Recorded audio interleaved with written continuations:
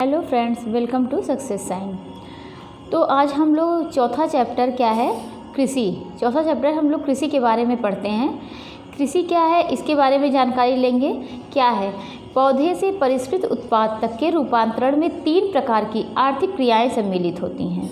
क्या, पौधे से परिष्कृत उत्पाद तक के रूपांतरण में 3 प्रकार की आर्थिक क्रियाएं सम्मिलित हैं। ये प्राथमिक भी है, द्वितीयक है और तृतीयक क्रियाएं हैं। अब मतलब क्या है कि इसमें कौन सी 3 क्रियाएं हैं, प्राथमिक है, द्वितीयक है और तृतीयक है। तीनों क्रियाओं के बारे में हम जानते हैं। पहला प्राथमिक क्रियाएं क्या हैं इसके बारे में देखते हैं। प्राथमिक क्रियाओं के अंतर्गत उन सभी क्रियाओं को शामिल किया जाता है जिनका संबंध प्राकृतिक संसाधनों के उत्पादन और निष्कर्षण से है। मतलब प्राथमिक क्रियाओं के अंतर्गत उन सभी क्रियाओं को शामिल किया जाता है जिनका संबंध प्राकृतिक संसाधन, जो भी प्राकृतिक संसाधन होते हैं उनके उत्पादन और निष्कर्षण से है।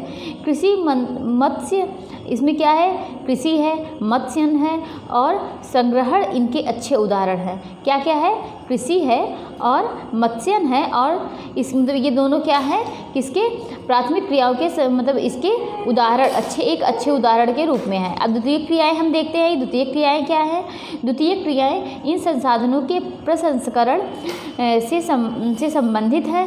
इस्पात, विनिर्माण, डबल रोटी क्या है कि द्वितीय क्रियाएं जो है वह संसाधनों के प्रसंस्करण से संबंधित हैं। इसमें क्या है, इस्पात विनिर्माण है, डबल रोटी पकाना है, मतलब जो डबल रोटी पकाई जाती है वो है, कपड़ा बुनना है। इन क्रियाओं के उदाहरण होते हैं। मतलब जो क्रियाएं हम करते हैं वो इसके किसकी, द्वितीय क्रियाओं के उदाहरण हैं। और तृतीय क्रियाएं क्या हैं, तृतीय क्रियाएं प्राथमिक और द्वितीय क्षेत्र को सेवा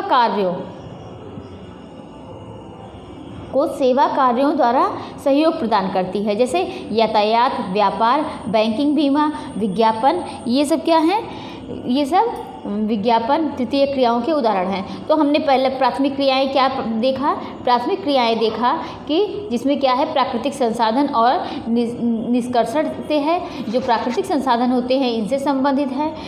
और द्वितीय क्रियाएं क्या है, जिसमें क्या था कि कृषि था, मत्स्यन था, इसके एक अच्छे उदाहरण थे। और द्वितीय क्रियाएं क्या थे, जो हम कार्य करते हैं, जैसे खाना बनाना, ये डबल रोटी बनाना, कोई भी इस्पात विनिर्माण जो अपने निर्माण करते हैं, कपड़ा बुनना, मतलब जो भी कार्य करते हैं, ये क्या है, द्वितीय क्रियाएं थी। और तृतीय क्रियाएं क्या थी इसके बारे में देखते हैं। तृतीय क्रियाएं जो हैं ये क्या है, जो इन दोनों के बीच में मतलब सहयोग प्रदान करती है, कार्यों के बीच में सहयोग प्रदान करती है, ये तृतीय क्रियाएं हैं। जैसे क्या है, यातायात, व्यापार, बैंकिंग, बीमा और विज्ञापन तृतीय क्रियाओं के उदाहरण हैं।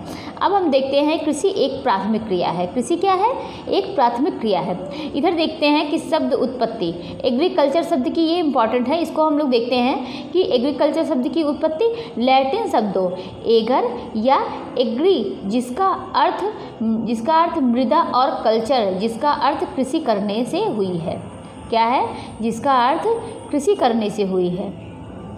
ठीक, इसको हम देखते हैं कि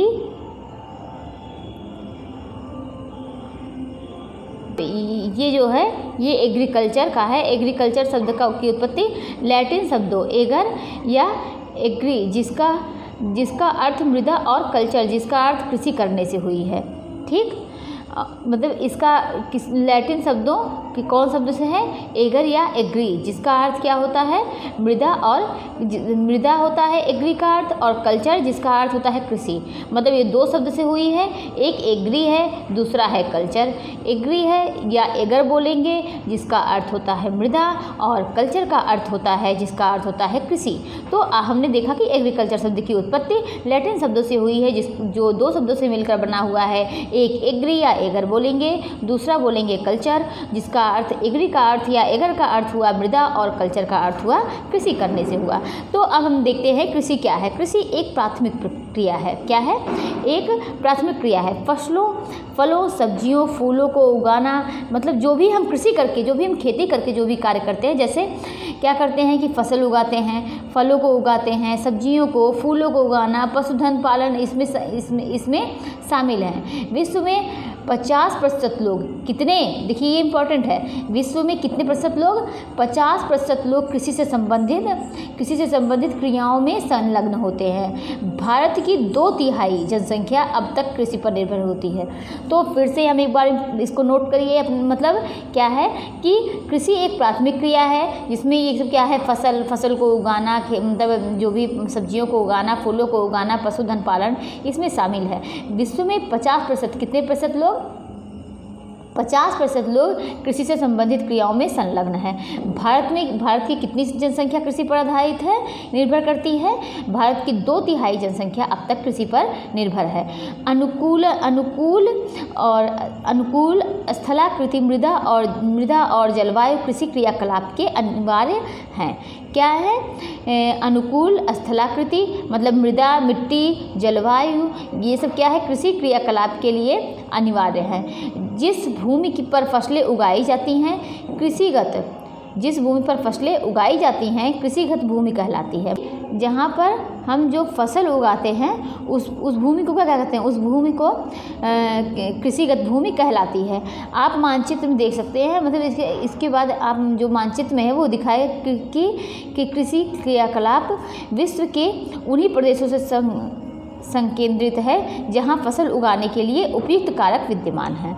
ठीक, अब हम आगे देखेंगे, ये देखिए इसमें है कि इसमें बना हुआ है, ये मानचित्र है, इसको आप लोग देख सकते हैं। अब हम आगे बढ़ेंगे कि क्या आप जानते हैं, इसको देखेंगे, इसको हम थोड़ा सा और बढ़ा दे रहे हैं आप लोग, जिससे आप लोगों को समझ में आए या दिखाई दे।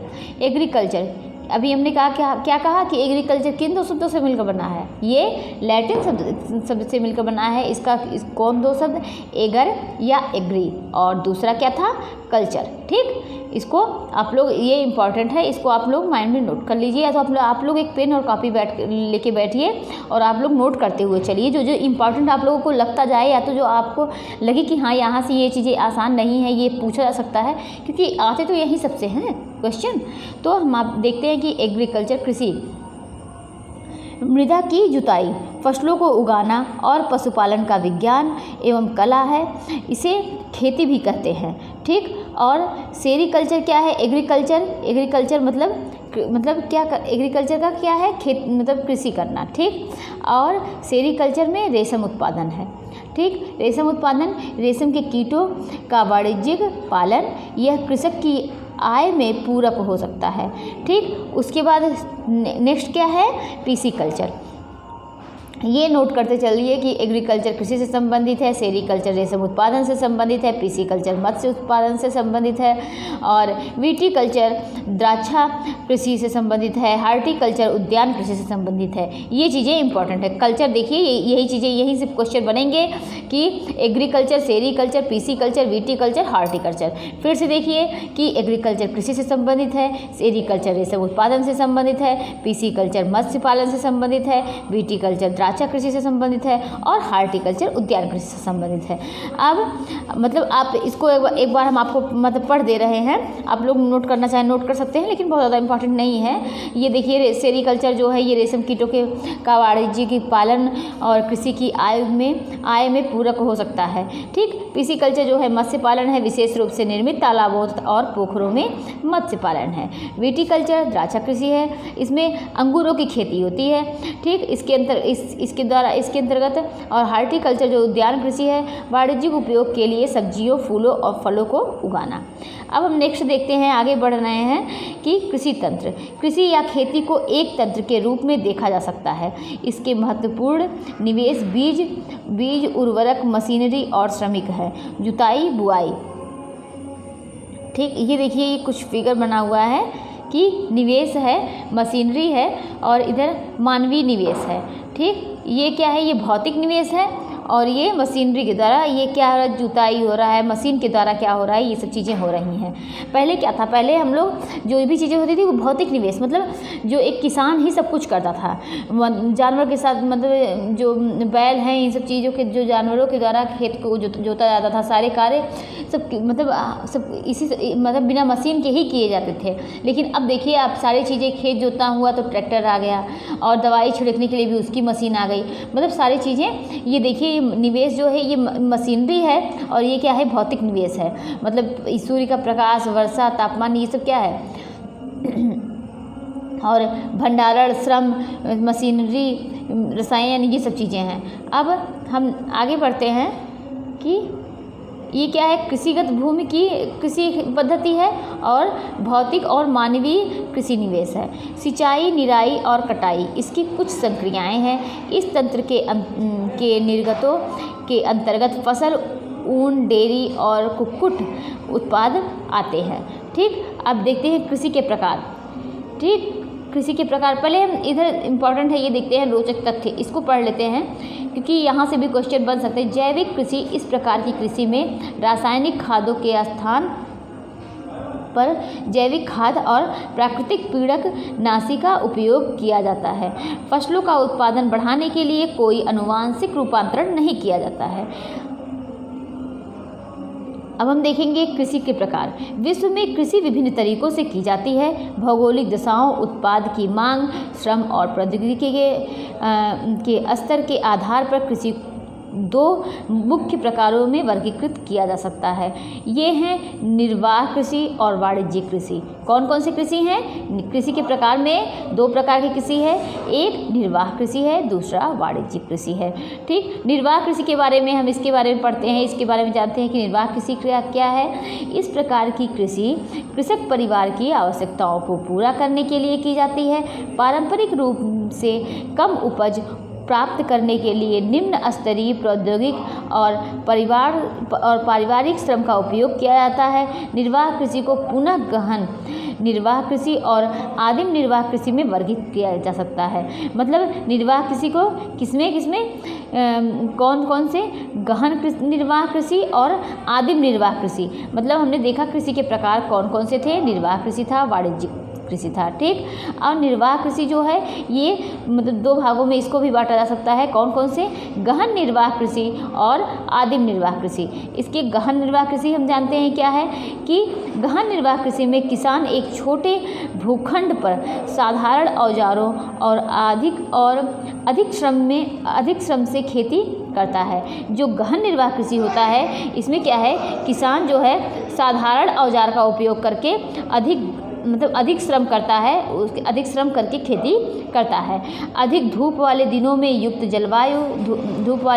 युक्त जलवायु और उर्वर मृदा वाले खेत में एक वर्ष से अधिक फसलें उगाई जा सकती हैं। चावल मुख्य फसल होती है। अन्य फसलों में गेहूं, मक्का, दलहन और तिलहन शामिल है। गहन निर्वाह कृषि दक्षिणी पूर्वी और पूर्वी एशिया के सघन जनसंख्या वाले मानसूनी प्रदेशों में प्रचलित है। अब हम नेक्स्ट देखते हैं कि आदिम निर्वाह कृषि क्या है। आदिम निर्वाह कृषि में स्थानांतरी कृषि और चलवासी पशुचारण शामिल है।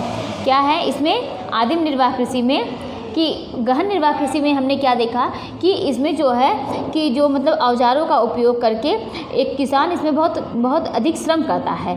ठीक, वो क्या करता है, एक वर्ष में एक से अधिक फसलें इसमें उगाई जा सकती हैं, जिसमें चावल मुख्य फसल होती है और गेहूं, मक्का, दलहन और तिलहन शामिल होता है। ठीक, गहन निर्वाह कृषि कहाँ किधर की जाती है? दक्षिणी पूर्वी और पूर्वी एशिया के सघन जनसंख्या और वाले मानसूनी प्रदेशों से में प्रचलित है। कहाँ गहन निर्वाह कृषि होती है? ये देखिए, गहन निर्वाह कृषि दक्षिण पूर्वी और पूर्वी एशिया के सघन जनसंख्या वाले मानसूनी प्रदेशों में प्रचलित है। ठीक, नेक्स्ट हम देखते हैं कि आदिम निर्वाह कृषि किसको दो भागों में बांटा गया था। ये हम ऊपर देखते हैं कि निर्वाह कृषि को दो भागों में बांटा गया था ना, तो एक गहन निर्वाह कृषि था और दूसरा आदिम निर्वाह कृषि था। ठीक, आदिम निर्वाह कृषि के बारे में पढ़ते हैं कि आदिम निर्वाह कृषि में स्थानांतरी कृषि और चलवासी पशुचारण शामिल होते हैं। ठीक, अब आगे बढ़ते हैं कि स्थानांतरित कृषि। स्थानांतरित कृषि क्या है कि अमेजन बेसिन के सघन वन क्षेत्रों, उष्णकटिबंधीय अफ्रीका, दक्षिण पूर्वी एशिया और उत्तरी पूर्वी भारत के भागों में प्रचलित है। ये भारी वर्षा और वनस्पति के तीव्र पुनर्जनन वाले क्षेत्र हैं। वृक्षों को काटकर और जलाकर भूखंड को साफ किया जाता है। जब राख को मृदा में मिलाया जाता है तब राख को मृदा में मिलाया जाता है तथा मक्का, रतालू, आलू और कसावा जैसी फसलों को उगाया जाता है। कौन कौन सी फसल उगाए जाते हैं स्थानांतरित कृषि में? कौन कौन सी फसल? ये देखिए, मक्का, रतालू, आलू और कसावा। कौन कौन से? मक्का, रतालू, आलू और कसावा। किस कृषि में? स्थानांतरित कृषि के अंतर्गत। ठीक, तो फसलों को उगाया जाता है। भूमि की उर्वरता की समाप्ति के बाद वह भूमि छोड़ दी जाती है और कृषक नए भूखंड पर चला जाता है। स्थानांतरित कृषि को कर्तन और दहन कृषि के रूप में भी जाना जाता है। देखिए, ये इम्पॉर्टेंट है। ठीक, ये देखिए आप लोग को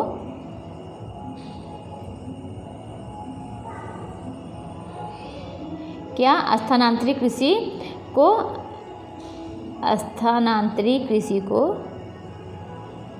ये देखिए, स्थानांतरित कृषि को कर्तन और दहन कृषि के रूप में जाना जाता है। और इसके अंतर्गत कौन सी फसल उगाई जाती है? ये देखिए, क्या था? मक्का, रतालू, आलू और कसावा जैसी फसलों को उगाया जाता है। ये स्थानांतरित कृषि देखिए, अमेजन बेसिन, जहाँ अमेजन बेसिन के सघन वन क्षेत्रों, उष्णकटिबंधीय अफ्रीका, दक्षिण पूर्वी एशिया और उत्तरी पूर्वी भारत के भागों में प्रचलित है। तो ये कहाँ कहाँ प्रचलित है इसको देखिए। ये भारी वर्षा वनस्पति के तीव्र पुनर्जनन वाले क्षेत्र हैं। यहाँ पर क्या होती है कि भारी वर्षा और तीव्र पुनर्जनन वाले क्षेत्र है। ये वृक्षों को काट कर, पहले वृक्षों को काट लिया जाता है, फिर क्या होता है कि उन्हें जलाकर भूखंड को साफ कर दिया जाता है। तब राख को मृदा में मिलाया जाता है। मतलब जो वृक्ष, जहाँ वहाँ पर जो वृक्ष होते हैं उन्हें काट लिया जाता है, फिर उन्हें जलाकर राख बना लिया जाता है। ठीक, फिर क्या किया जाता है? तब राख को, जो राख बचती है, जो राख होती है, वृक्ष को जलाने पर जो राख मिलती है, उसको क्या किया जाता है कि मृदा में, मिट्टी में मिला दिया जाता है। तो इससे क्या होता है? वो उपजाऊ हो जाता है और तथा मक्का, रतालू, आलू, कसावा जैसी फसलों को उगाया जाता है। भूमि की उर्वरता, मतलब जब ये फसल उगा लिए जाएंगे तो उसकी उर्वरता क्या होती है? समाप्त हो जाती है। जब वो समाप्त हो जाएगी तो फिर क्या होगा कि वहाँ की ज़मीन को छोड़कर हम दूसरी ज़मीन पर फिर यही क्रिया फिर से करेंगे। ठीक, और एक चीज़ और देखिए स्थानांतरित कृषि में कि क्या आप जानते हैं कि स्थानांतरित कृषि विश्व के विभिन्न भागों में विभिन्न नामों से जानी जाती है। ये इम्पॉर्टेंट है। ठीक, यहाँ पे ये इम्पॉर्टेंट है। कौन कौन सी? झूमिंग क्या है? उत्तर पूर्वी भारत और मिल्पा मैक्सिको, मतलब उत्तर पूर्वी भारत में ये स्थानांतरित कृषि को किस नाम से जानेंगे? ये देखिए इम्पॉर्टेंट है, यहाँ से क्वेश्चन बनते हैं, इसलिए बार बार कह दे रहे हैं कि उत्तर पूर्वी भारत में किसको, स्थानांतरित कृषि को झूमिंग के नाम से जानते हैं। मैक्सिको में इसे मिल्पा के नाम से जानते हैं। ब्राज़ील में रोका के नाम से जानते हैं। लद्दाख में, मलेशिया में इसे लद्दाख। ठीक, क्या है कि स्थानांतरित कृषि विश्व के विभिन्न भागों में विभिन्न नामों से जानी जाती है। ठीक, कौन कौन सी? उत्तर पूर्वी भारत में झूमिंग, मैक्सिको में मिल्पा, ब्राज़ील में रोका और मलेशिया में लदांग। मलेशिया में क्या? लदांग।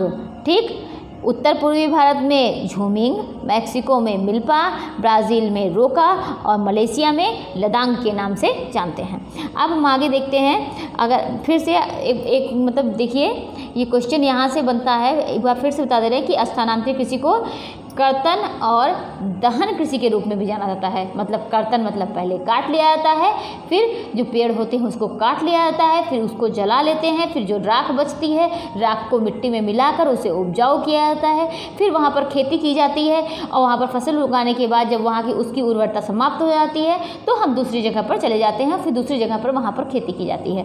ठीक, यही है स्थानांतरित कृषि। मतलब स्थान पर हम करते रहते हैं कि स्थान को चेंज करते हैं, जब उसकी उर्वरता समाप्त होती है तो हम नेक्स्ट स्थान पर खेती करते हैं। ठीक, अब हम देखते हैं कि जलवासी पशुचारण सहारा के अर्ध शुष्क और शुष्क प्रदेशों में, मध्य एशिया और भारत के कुछ भागों जैसे राजस्थान तथा जम्मू और कश्मीर में प्रचलित है। इस प्रकार की कृषि में पशुचारक अपने पशुओं के साथ चारे और पानी के लिए एक स्थान से दूसरे स्थान पर निश्चित भागों में घूमते हैं।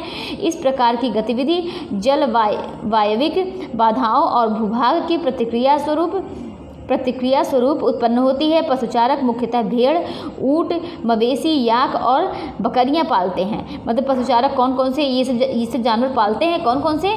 भेड़, ऊँट, मवेशी, याक और बकरियां पालते हैं। ये पशुचारक और उनके परिवारों के लिए दूध, मांस, ऊन, खाल और अन्य उत्पाद उपलब्ध कराते हैं। मतलब जो जानवर पालते हैं ये क्या करते हैं, उनके मतलब उनके लिए दूध, मांस, जो उससे दूध मिलते हैं, मांस मिलते हैं, ऊन मतलब उनके शरीर से जो उसके बाल खींचकर जो ऊन बनाए जाते हैं, खाल, अन्य उत्पाद उपलब्ध कराते हैं। वाणिज्यिक कृषि को हम देखते हैं कि वाणिज्यिक कृषि क्या है कि वाणिज्यिक कृषि में फसल उत्पादन और पशुपालन बाजार में विक्रय हेतु किया जाता है। वाणिज्यिक कृषि में फसल उत्पादन और पशुपालन बाजार में विक्रय हेतु किया जाता है। इसमें विस्तृत कृषि क्षेत्र और अधिक पूंजी का उपयोग किया जाता है। अधिकांश कार्य मशीनों के द्वारा किया जाता है।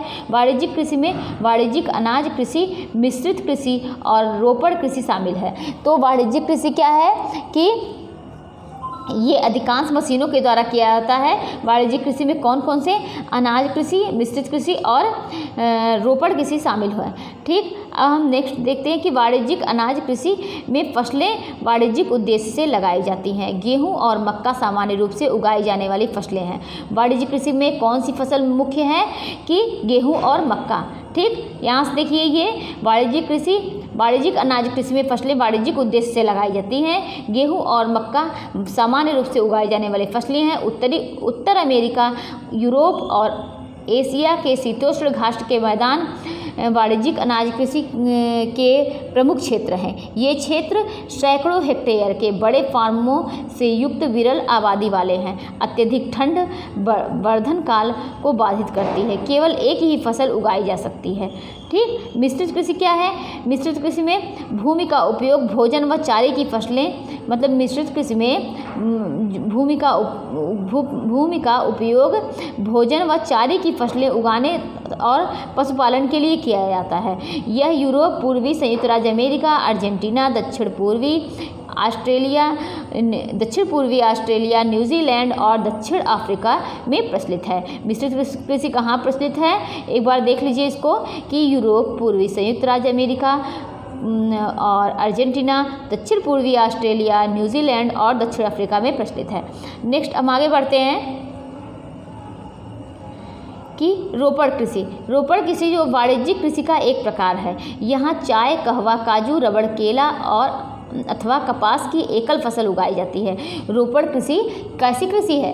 रोपड़ कृषि वाणिज्यिक कृषि का एक प्रकार है। हमने देखा था कि वाणिज्यिक कृषि क्या है। अब हम उसका प्रकार उसके अंतर्गत देखेंगे कि रोपड़ कृषि किसका प्रकार है? वाणिज्यिक कृषि का प्रकार है, जहाँ चाय, कहवा, काजू, रबड़, केला अथवा कपास की एकल फसल उगाई जाती है।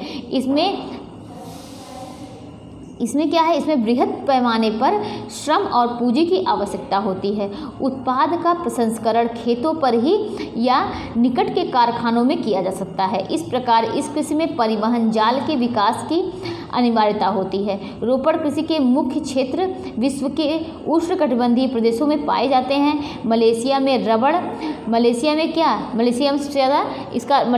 रबड़ उत्पादन होता है। ब्राज़ील में कहवा, भारत और श्रीलंका में चाय इसके मुख्य उदाहरण हैं। तो ये क्या है कि जो कहवा है, चाय है और रबड़ है, ये कहाँ उगाए जाते हैं, ये इम्पॉर्टेंट है। और रोपड़ कृषि किसका प्रकार है? वाणिज्यिक कृषि का प्रकार है। तो ये मलेशिया में क्या उगाया जाता है? मलेशिया में रबड़ उगाया जाता है। ब्राज़ील में कहवा, भारत और श्रीलंका में चाय इसके मुख्य कुछ उदाहरण हैं। ठीक, मुख्य फसलें क्या है? बढ़ती हुई जनसंख्या की आवश्यकताओं को पूरा करने के लिए विविध प्रकार की फसलें उगाई जाती हैं। फसलें कृषि आधारित उद्योगों के लिए भी कच्चे माल की आपूर्ति करती है। गेहूं, चावल, मक्का और बाजरा मुख्य खाद्य फसलें हैं। जूट और कपास रेशेदार फसलें हैं। चाय और कहवा मुख्य पेय फसलें हैं। ठीक, ये सब मुख्य फसलें हैं। चावल क्या है? यहाँ देखिए, ये सब थोड़ा सा देखते चलते हैं। चावल क्या है? यह विश्व की मुख्य खाद्य फसल है। यह उष्णकटिबंधीय और उपोष्णकटिबंधीय प्रदेशों का मुख्य आहार है। चावल किसका आहार है? उष्णकटिबंधीय और उपोष्णकटिबंधीय प्रदेशों का मुख्य आहार है। चावल के लिए उच्च तापमान, अधिक आर्द्रता एवं वर्षा की आवश्यकता होती है। यह फसल चीका युक्त जलोढ़ मृदा जिसमें जल रोकने की क्षमता हो, जिसमें जल रोकने की क्षमता हो में सर्वोत्तम ढंग से बढ़ती है। चीन चावल उत्पादन में अग्रणी है।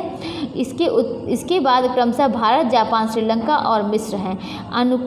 अनुकूल जलवायविक दशाओं और पश्चिमी बंगाल और बांग्लादेश में एक वर्ष में 2 से 3 फसलें उगाई जाती हैं। ठीक, आगे हम बढ़ रहे हैं। गेहूँ के वर्धन काल में मध्यम तापमान एवं वर्षा और शस्य कर्तन मतलब फसल की कटाई के समय तेज धूप की आवश्यकता होती है। इसका विकास सुअपवाहित दोमट मृदा में सर्वोत्तम ढंग से होता है। गेहूँ संयुक्त राज्य अमेरिका, कनाडा, अर्जेंटीना, रूस, यूक्रेन, ऑस्ट्रेलिया और भारत में विस्तृत रूप से उगाया जाता है। भारत में यह शीत ऋतु में उगाया जाता है। गेहूँ कब उगाया जाता है? शीत ऋतु में उगाया जाता है। ठीक, नेक्स्ट देखते हैं मिलेट। ये मोटे अनाज के रूप में भी जानी जाती है और कम उपजाऊ तथा बलुई मृदा में उगाई जाती है। मिलेट जो होते हैं वह कम उपजाऊ और बलुई मृदा में उगाई जा सकती है। ये ऐसी फसल है जिसे कम वर्षा और उच्च से मध्यम तापमान और पर्याप्त सूर्य प्रकाश की आवश्यकता होती है। ज्वार, बाजरा और रागी भारत में उगाए जाते हैं। नाइजीरिया, चीन और नाइजर इसके अन्य उत्पादक देश हैं। अब मक्का देखेंगे। मक्का क्या है? पहले हम देखते हैं कि मक्का को कॉर्न के नाम से जाना जाता है। विश्व में इसकी विभिन्न रंग बिरंगी प्रजातियां पाई जाती हैं। मक्का को क्या कहते हैं? कॉर्न। जो कॉर्न होता है उसी को मक्का बोलते हैं। अब मक्का को देखते हैं कि इसके लिए मध्यम तापमान, वर्षा और अधिक धूप की आवश्यकता होती है। मक्का के लिए कैसे तापमान की? मध्यम तापमान, वर्षा और अधिक धूप की आवश्यकता होती है। इसे सुअपवाहित उपजाऊ मृदा की आवश्यकता होती है। ठीक, मक्का उत्तर अमेरिका, ब्राज़ील, चीन, रूस, कनाडा, भारत और मैक्सिको में उगाई जाती है। नेक्स्ट देखते हैं कि कपास। कपास क्या है? इसकी वृद्धि के लिए उच्च तापमान, हल्की वर्षा, 200 से 210 पाला रहित दिन और तेज चमकीली धूप की आवश्यकता होती है। कपास के लिए क्या होता है? इसके लिए उच्च तापमान और हल्की वर्षा, क्या? उच्च तापमान और हल्की वर्षा और 200 से 210 ये पाला रहित दिन मतलब 200 से 210 दिन और तेज चमकीली धूप की आवश्यकता होती है। यह काली और जलोढ़ मृदा में सर्वोत्तम होती है। मतलब कपास के लिए कैसी मिट्टी की आवश्यकता होती है? काली और जलोढ़। ठीक, चीन, संयुक्त राज्य अमेरिका, भारत, पाकिस्तान, ब्राज़ील, मिस्र कपास के अग्रणी उत्पादक हैं। यह सूती वस्त्र उद्योग के लिए एक महत्वपूर्ण कच्चा माल है। किसके? देखिए यहाँ पे इम्पोर्टेंट क्या है ये देखते चलते हैं कि पहला देखिए आप कि इसकी वृद्धि के लिए क्या है? उच्च तापमान, हल्की वर्षा, 200 से 210 दिन की ज़रूरत पड़ती है। ठीक, और तेज चमकीली धूप चाहिए। ठीक, किसके लिए? कपास के लिए। और ये कैसी मिट्टी में उगाई जाएगी? काली और जलोढ़ मिट्टी में ये सर्वोत्तम मतलब उसका उत्पादन होगा। ठीक, ये कहाँ उगाई जाती है? कहाँ पर इसकी खेती ज़्यादा होती है? चीन, संयुक्त राज्य अमेरिका, भारत, पाकिस्तान, ब्राज़ील और मिस्र कपास के अग्रणी उत्पादक हैं। यह सूती वस्त्र उद्योग के लिए एक महत्वपूर्ण कच्चा माल है। कपास क्या है? कपास से कौन से वस्त्र तैयार किए जाते हैं? सूती वस्त्र तैयार किए जाते हैं। अब हम देखते हैं पटसन। पटसन को क्या कहते हैं? इसे गोल्डन फाइबर के नाम से जानते हैं। इसको गोल्डन फाइबर बोलते हैं या सुनहरा रेशा बोलते हैं के रूप में भी जाना जाता है। यह जलोढ़ मृदा में अच्छे ढंग से विकसित होती है। जो ये क्या होता है? किस मिट्टी मतलब कौन से? जलोढ़ मृदा जो होती है इसमें ये अच्छे ढंग से विकसित होती है और इसे उच्च तापमान, भारी वर्षा और आर्द्र जलवायु की आवश्यकता होती है। यह फसल उष्णकटिबंधीय क्षेत्रों में उगाई जाती है। भारत और बांग्लादेश पटसन का अग्रणी उत्पादक है। कहाँ देखिए ये कहाँ था कि कपास जो था ये चीन, संयुक्त राज्य अमेरिका, भारत, पाकिस्तान, ब्राज़ील, मिस्र कपास के अग्रणी उत्पादक हैं। और नेक्स्ट क्या है? ये पटसन जो है ये कहाँ का था कि पटसन जो है भारत और बांग्लादेश के लिए है। ठीक, पटसन को सुनहरा रेशा कहेंगे। और कपास के लिए कैसी मिट्टी की ज़रूरत पड़ती है? कपास से कौन से वस्त्र तैयार किए जाते हैं? सूती वस्त्र तैयार किए जाते हैं। और इसके लिए कौन सी मिट्टी की आवश्यकता पड़ती है? काली मिट्टी की आवश्यकता पड़ती है। ठीक, काफ़ी इसके लिए गर्म एवं आर्द्र जलवायु और सुअपवाहित दोमट मृदा की आवश्यकता होती है। यह इस फसल की वृद्धि के लिए पर्वतीय ढाल अधिक उपयुक्त होती है। ब्राज़ील कॉफ़ी का अग्रणी उत्पादक है। इसके पश्चात कोलंबिया और भारत हैं। ठीक,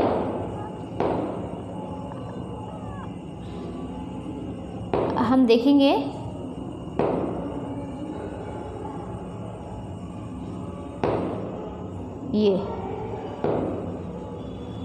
ये क्या है, कॉफ़ी के पौधे की खोज किसने की, इसके बारे में हम लोग पढ़ते हैं कि कॉफ़ी की खोज के विश्व में विभिन्न कहानियाँ प्रचलित हैं। लगभग 850 ईस्वी में कालदी नाम का एक अरबवासी था। मतलब कॉफ़ी की खोज किसने की थी, ये कालदी नाम का एक अरबवासी था जो बकरी चराने वाला था। कालदी नाम का, कब, 850 ईस्वी में कालदी नाम का एक अरबवासी था जो बकरी चराने वाला था। अपनी बकरियों की अनोखी उछल कूद और हरकतों को देखकर परेशान था। एक दिन उसने भी उस सदाहरित पौधे की फलियों को चख कर देखा जिन्हें उसकी बकरियां प्रतिदिन खाया करती थीं। उसने आनंद के भाव का अनुभव करने के बाद अपनी खोज के विश्व में संसार को बताया। ठीक, मतलब क्या है कि कॉफ़ी की खोज किसने की थी, कॉफ़ी की खोज 850 में कालदी नाम का एक अरबवासी था, उसने की थी। उसकी जब बकरियां चर रही थी तो उसने क्या देखा कि वो जो मतलब जो फलियां वो खा रही थी, तो वो भी चक्कर देखा। उसको जब उसका टेस्ट मतलब समझ में आया तो उसने इसके बारे में मतलब खोज की और संसार में बताया। ठीक, कि ये कॉफ़ी है, कॉफ़ी के नाम से। ठीक, अब हम आगे नेक्स्ट देखेंगे चाय। चाय क्या है, चाय बागानों में उगाई जाने वाली एक पेय फसल है। इसकी कोमल पत्तियों की वृद्धि के लिए ठंडी जलवायु और वर्ष भर समवितरित उच्च वर्षा की आवश्यकता होती है। इसके लिए सुअपवाहित दोमट मृदा और मंद ढाल की आवश्यकता होती है। पत्तियों को चुनने के लिए अधिक संख्या में श्रमिकों की आवश्यकता होती है। ठीक, कृषि का विकास देखते हैं। कृषि का विकास का संबंध बढ़ती जनसंख्या की बढ़ती मांग को पूरा करने के लिए कृषि के उत्पादन को बढ़ाने की दिशा में किए जाने वाले प्रयासों से है। यह कई तरीकों से प्राप्त किया जा सकता है, जैसे बोए गए क्षेत्र में विस्तार करके बोई जाने वाली फसलों की संख्या बढ़ाकर, सिंचाई सुविधाओं में सुधार करके, उर्वरकों और उच्च उपज देने वाले बीजों के प्रयोग द्वारा। कृषि का मशीनीकरण भी कृषि के विकास का एक अन्य पहलू है। कृषि के विकास का चरम लक्ष्य खाद्य सुरक्षा को बढ़ाना है।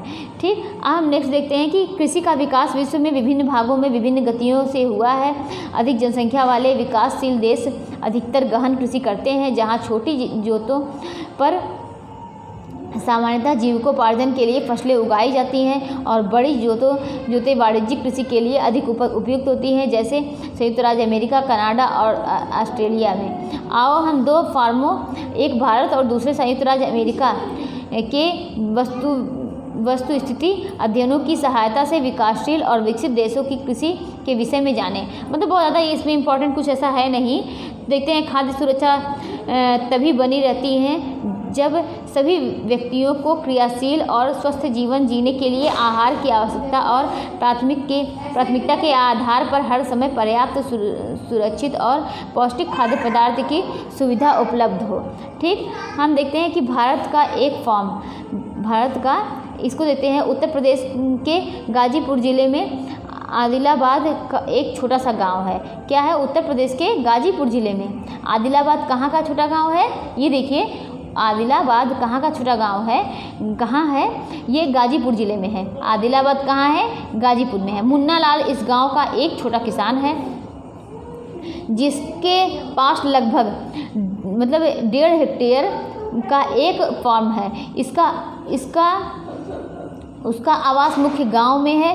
वह अधिक उपज देने वाले बीजों को बाजार से वर्षों के एकांतर पर खरीदता है। उसकी भूमि उर्वर है और वह वर्ष में कम से कम 2 फसलें, सामान्यतः गेहूं या चावल और दालें उगाता है। किसान अपने मित्रों और बुजुर्गों के साथ सरकारी कृषि अधिकारियों से कृषि कार्यों के संबंध में सलाह लेता है। वह अपने खेत की जुताई के लिए भाड़े पर ट्रैक्टर लेता है। यद्यपि उसके कुछ मित्र अभी भी बैलों से खेतों को जोतने की परंपरागत विधि का प्रयोग करते हैं। समीप के खेत में एक नलकूप है जिसे वह अपने खेत की सिंचाई के लिए भाड़े पर लेता है। मुन्ना लाल के पास 2 भैंस और कुछ मुर्गियां भी हैं।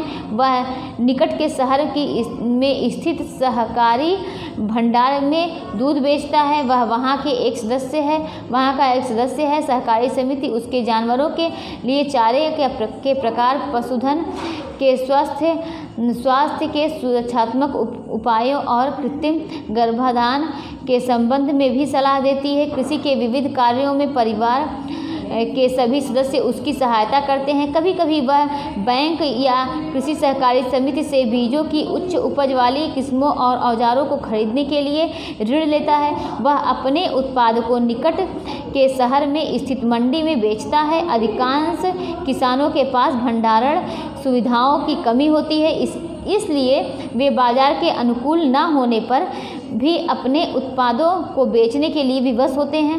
हाल के वर्षों में सरकार ने भंडारण की सुविधाओं के विकास के लिए कुछ कदम उठाए हैं। मतलब इसमें बहुत ज़्यादा कुछ इम्पॉर्टेंट नहीं है।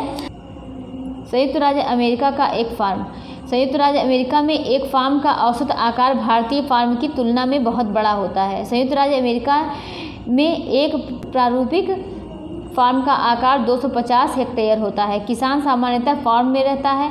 मक्का, सोयाबीन, गेहूं, चुकंदर यहाँ उगाई जाने वाली कुछ महत्वपूर्ण फसलें हैं। संयुक्त राज्य अमेरिका के मध्य पश्चिम में स्थित आयोवा राज्य के एक किसान जो होरन के पास 300 हेक्टेयर भूमि है, वह अपने खेत में मक्का तब उगाता है जब वह आश्वस्त हो कि मृदा और जल संसाधन इस फसल की आवश्यकता को पूरा कर देंगे। फसल को नुकसान पहुंचाने वाले पीड़कों पर नियंत्रण के लिए पर्याप्त उपाय किए जाते हैं। समय समय पर वह मृदा के नमूनों को मृदा परीक्षण प्रयोगशाला में जांच के लिए भेजता है कि उसमें पर्याप्त पोषक है या नहीं। ये परिणाम जो होरन को वैज्ञानिक उर्वरक कार्यक्रम की योजना बनाने में मदद करते हैं, उसका कंप्यूटर उपग्रह से जुड़ा हुआ है जो उसे उसके खेत की यथार्थ तस्वीर देता है। रासायनिक उर्वरकों और पीड़कनाशकों का आवश्यकतानुसार प्रयोग करने में उसकी मदद करता है। वह ट्रैक्टरों, बीज बोने की मशीनों, समतलक संयुक्त हार्वेस्टर और थ्रेसर का उपयोग कृषि संबंध विविध संक्रियाओं में करता है। अनाज स्वचालित अन्न भंडार में संचित किए जाते हैं अथवा बाजार अभिकरणों, मार्केट एजेंसियों में भेजे जाते हैं। संयुक्त राज्य अमेरिका में किसान एक व्यवसायी की तरह काम करता है, न कि एक खेतिहर किसान की तरह। तो ये हम देख रहे हैं कि अब यहाँ पर पूरा चैप्टर कंप्लीट हो गया है। यहाँ जो क्वेश्चन आंसर है इसको देखिए कि निम्नलिखित प्रश्नों के उत्तर दीजिए। कृषि क्या है और उन कारकों का नाम बताइए जो कृषि को प्रभावित कर रहे हैं। स्थानांतरित कृषि क्या है, इसके बारे में हम आप लोगों को डिटेल में पढ़ाए हैं कि स्थानांतरित कृषि, ये देखिए एकदम हमने स्टार्टिंग में ही पढ़ा है कि ये देखिए स्थानांतरित कृषि अमेजन बेसिन के सघन वन क्षेत्रों, उष्णकटिबंधीय अफ्रीका, दक्षिण पूर्वी एशिया और उत्तरी पूर्वी भारत में प्रचलित है। ये क्या होता है स्थानांतरित कृषि? ये भारी वर्षा और वनस्पति के तीव्र पुनर्जनन वाले क्षेत्र हैं। वृक्षों को काट कर स्थानांतरित कृषि में क्या किया जाता है कि वृक्षों को काट कर जलाकर फिर वहाँ पर जो राख बचती है, राख को क्या किया जाता है, मिट्टी में मिला दिया जाता है, फिर उसे उपजाऊ किया जाता है और वहीं पर क्या किया जाता है, वहीं पर खेती की जाती है। और जब उसकी उर्वरता समाप्त हो जाती है तो हम नेक्स्ट स्थान पर कृषि करते हैं। यही क्या है, स्थानांतरित कृषि है। ठीक, आगे देखते हैं कि रोपण कृषि क्या है और सरकार किसानों को कृषि के विकास के लिए कृषि के विकास में किस प्रकार मदद करती है। ठीक, सही उत्तर को चिन्हित कीजिए। उद्यान कृषि का क्या अर्थ है? और उद्यान कृषि का क्या अर्थ है? गेहूँ उगाना, आदिम कृषि, फलों व सब्जियों को उगाना। आप लोग इसका कमेंट बॉक्स में आंसर दीजिएगा कि ये तीनों का आंसर दीजिएगा कि पहले का उद्यान कृषि का अर्थ जिसने सही से पढ़ा होगा तो वो इसका आंसर दे पाएगा। जो कि उद्यान कृषि का अर्थ है क्या है, गेहूँ उगाना, आदिम कृषि फलों व सब्जियों को उगाना। फिर सुनहरा रेशा से अभिप्राय, इसमें चाय है, कपास है, पटसन है। कपास के बारे में हमने पढ़ा था, चाय पढ़ा था और पटसन को क्या कहते हैं इसके बारे में, और कपास की और कौन सा रेशा, एक और देखिए कौन सा रेशा ऐसा है इसमें कि जिससे सूती वस्त्र का निर्माण किया जाता है। ठीक, और कॉफ़ी का प्रमुख उत्पादक कौन सा देश है? ब्राज़ील है, भारत है, रूस। इन तीनों में से कौन सा देश है? इन तीनों का आंसर आप लोग कमेंट में बताइएगा। ठीक, और यही सब क्वेश्चन है यहाँ पर, और कुछ ज़्यादा नहीं है। और यहाँ पर पहेलियाँ दी हुई हैं, और ये भी कुछ ज़्यादा इम्पोर्टेंट नहीं है, यहाँ से ये सब क्वेश्चन है। तो ये चैप्टर पूरा कंप्लीट होता है। ठीक।